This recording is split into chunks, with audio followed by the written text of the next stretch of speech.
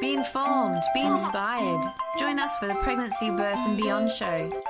Tune in and listen for both modern and ancient wisdom on all things maternity, parenting and sacred women's business, right here on the Pregnancy, Birth and Beyond show.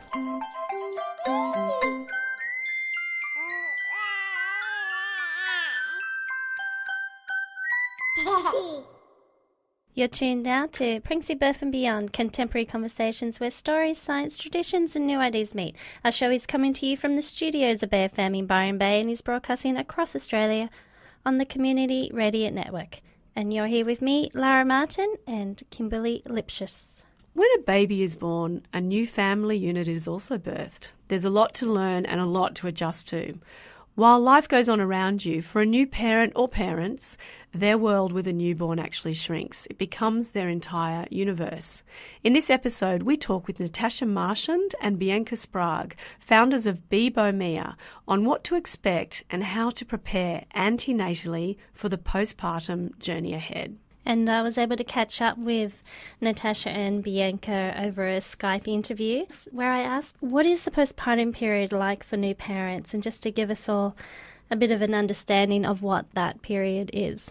Hi, I'm Bianca Sprague, and I'm one of the co-founders of Bibo and I am a mom to Gray, who's 10, and my wife and I live in Toronto, Canada. I'm Natasha. I'm the other co-founder of Bibo and I am the mother to a 6-year-old girl named Sadie. I've got one on the way, and I'm living in Toronto, Canada, but I'm from the East Coast, Nova Scotia. And we are very, very excited to be on your program. The postpartum period for us, as doulas, when we work with clients, is considered the first 4 months of a baby's life. That's kind of when babies are most needy and new. They're most new. Like, it's where you're really trying to get used to having a new human in your house. But the postnatal period, by definition, would be that first year. So there is this misunderstanding that the postnatal period is this 1 week to 6 week window. Oftentimes, if the birthing woman has a partner, they stay home from work for that 1 week, and then right after that 1 week, women or parents are expected to kind of like go back into their old routine, but now they've got this baby that needs 24-hour care. So it's really challenging to try to figure out how you're going to have the support you need to get through that, longer than the 1 week where people anticipate taking care of you. And then the care just stops, the meals stop coming, and the phone calls stop, and we just think, well, that week is done, and here we go, on with business as usual. Yeah, and one of the big things that we want to make sure that people know is that the postpartum period is way longer than 1 week. You need support way longer than the 1 week, and taking care of a baby isn't what a lot of people assume it's going to be. They think, okay, I'm off of work, I'm going to be able to take care of my baby, and I'll probably be able to make dinner because I'm not working, and all this stuff, when really a new baby is 24-hour care. You breastfeed, if you choose to breastfeed 16 hours a day, you're feeding them, you're changing them, you're trying to get food yourself. There really is no room to do the rest of this stuff that you're used to doing for your household. Yeah. One way that I believe parents can get ready for the postpartum period is by spending a little bit of time together and creating a postpartum plan. So whether you do this with a doula or you do it with each other and really have strong and open communication with each other, it is important to sit down with a pen and paper. A lot of people skip that step and they just kind of talk through their pregnancy. Oh, it'll be like this. Oh, it'll be like that. You need to sit down with a pen and a piece of paper and really create a plan. So, for example, if the birthing person is the person that does all the dog walking and writes all the checks, and makes all the dinners or does the groceries. Those are things that are going to have to be put down for at least 6 weeks. Who's going to be taking the dog for a walk Monday, Wednesday, Friday? I don't have a dog, so I don't know how often do dogs get walked? Like 3 times a day. 3 times a day? I shouldn't have a dog. Who's paying the bills at the end of the month? All of those things, they need to have another person's name next to it, because somebody else is going to need to be doing it while the mom and the baby are getting used to each other and learning how to breastfeed and learning how to feed and learning how to bathe and all of those things that need to happen, because it truly is a full-time job. So I think that's the very, very basics. And then you're adding things like, who's going to be feeding you? Where's the food going to be coming from? Writing down a list of places you can either order food from, or a list of people who will be bringing food.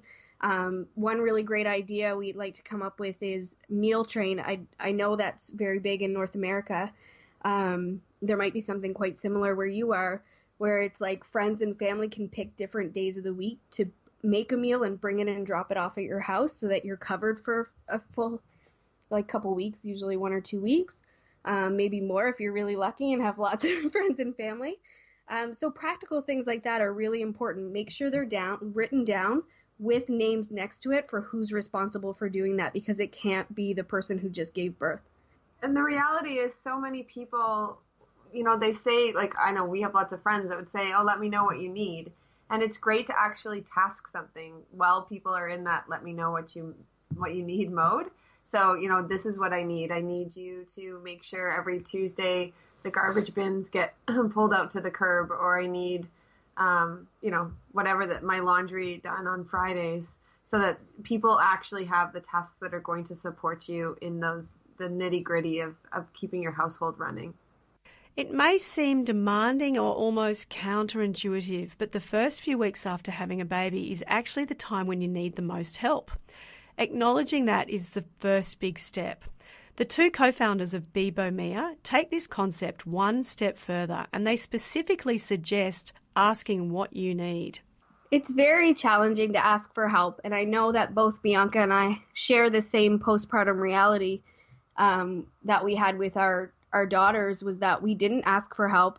We were very prideful. We're doulas. We wanted to be able to do it on our own. We assumed that we could, and foolishly, and we very much struggled, because we needed to ask for help, but we were too prideful to do it. So with me having a baby just kind of around the corner, I'm having to fix all the mistakes that I made the first time around. So I am having to ask people for help, and it is a huge challenge. I'm really working very hard to practice what I preach as far as, the care I give other clients. And I know that I have to do it. And sometimes it's hard. Sometimes I'll say to someone, I really need to drive to the hospital this day, or can you take my daughter to the hospital the day after? Like, I'm asking people to do it, but they really want to do other types of care. I'd rather just come by on Tuesday and hold the baby and, bounce the baby. And I have to be strong and say what I truly need from the people, or I say, this is the care I need for the 1 or 2 weeks. Can you come by and visit after 2 weeks is done? So for me, I found it was easier to do it in a very practical way. Like, this is my list. What can you do on this list? So it didn't feel like I was bossing people around, but it looked like I was just preparing myself. So I made a list. I told people what I needed off the list, and they kind of chose what they wanted to do. But I totally understand it's very challenging. It's stepping out of a lot of people's comfort zones to ask for help, because it is assumed that we're going to be able to do this on our own.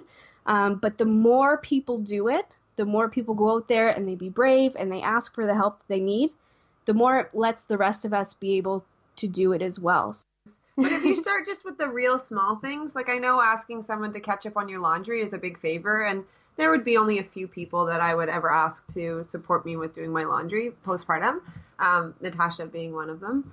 But you would start with things that are feel like less of a big ask, with, and then work your way up. So get the foot in the door technique. Start with a little thing and then get bigger and bigger. Yeah, one strategy that we have is just having a list on your fridge for people that come over and visit. So a list of small tasks that people can do. So, put away the dishes, put the dishes in the dishwasher. Being very clear, maybe with a note on the door that if visitors come by, that you're not a hostess during that time, that you're not going to be, boiling tea for them, or the house probably won't be as tidy as normal. And then if they want to come visit, that they could help by bringing something by to eat or some snacks or, you know, something that could be helpful, just letting people know about that. And if you're not comfortable with it, maybe your partner is, or maybe one of your best friends is. So I would have no problem saying to Bianca, can you tell all of our friends this is how I want to be treated in the postpartum? And Bianca would have no problem doing it because it's not as emotional. So asking for help or somebody that could be in charge of your postpartum period might be helpful too to people who really don't want to ask for help. Kind of the maid of honor of the baby shower. Yeah. You know, whoever's running your shower or something like that might be helpful. That was Bianca and Natasha from Bebo Mia. It's amazing what they were just saying. It was really interesting. It's so hard to ask for help. And I mean, I remember I'd had a C-section and my mother-in-law had come out from the UK, and it was really... You want to be hosting them and you want to be making cups of tea. And I was offering to walk her across the harbour bridge and I could barely even walk between my bedroom and the kitchen. Did you find asking for help was difficult? It definitely is. I think we have this culture of, you know, don't ask for help, kind of do everything yourself. And when you have this newborn baby, it can be really demanding. And I remember for me, what was so amazingly helpful was that my husband, his men's group, they got together without me having any involvement in it, without me asking my friends. They got together and they did a meal train for us and specifically for me during that time. And so every day or second day, this delicious, amazing meal was prepared lovingly by these men, and they would bring them over, and there was probably, you know, quite a couple of weeks of that train meal. Go the men's group. We all want one of those. Absolutely. So, and the other thing is, because the second time I had two, is friends taking the toddler to the park. That was, you know, so essential for me. We're talking postpartum, and it seems that to know that you may need help in advance puts you a step ahead, that's for sure. But when a woman is pregnant, or the pregnant person, and they're thinking about growing their baby and the miracle that's occurring inside them, it's hard to imagine that they also need to think about what kind of care and support that they're going to need, and also about the kind of, if they're in a relationship, the kind of care and tendering to that their relationship is also going to need. So let's hear a bit more from Bianca and Natasha of Bebo Mia. When you're preparing for the postpartum period during your pregnancy, the emotional component is something that we can just like try to describe, but until you're there, there's nothing like it. So when we're working with our pregnant clients, we want it to be really important that their mental wellness is supported during the, you know, those weeks and months after the baby comes. So there's a few ways that this can happen. And the first is making sure that you have all the local resources that are important to support mental wellness, or to, you know, follow up should you feel like there is some issues around postpartum anxiety or depression or postpartum psychosis. So knowing where, you know, having the number of your doctor or your midwife like taped inside. We like them in a cupboard door, so they're really accessible in the kitchen maybe. So, you know, they're out of sight, but if needed, you can open it up. And that would include all the care for the birthing person, as well as, you know, the pediatrician or the family doctor that will be taking care of your little one or little ones. Any resources. So there might be parents groups in your neighborhood. So having those resources listed there, it's really important. So if needed, your support people or your partner, if you have one, can reach out and get you the care that's needed. It's also really important that if you are partnered, that you guys have a realistic conversation about what the postpartum period is going to look like and how we can facilitate making sure that the relationship stays really strong, because this is a window where we hear so often from our clients that there's just a breakdown in the relationship in those first, 3 to 6 months. So that you guys have a plan and you can, book date nights, and they don't have to be like you get a babysitter and you go out some fancy place, but just that you carve out time and it's time for you guys together. And it might be a picnic on the living room floor or, a movie night or whatever it is that you want to do, but something that is going to support that relationship, as well as carving out time for intimacy, which is a piece that's so important. And I know both Natasha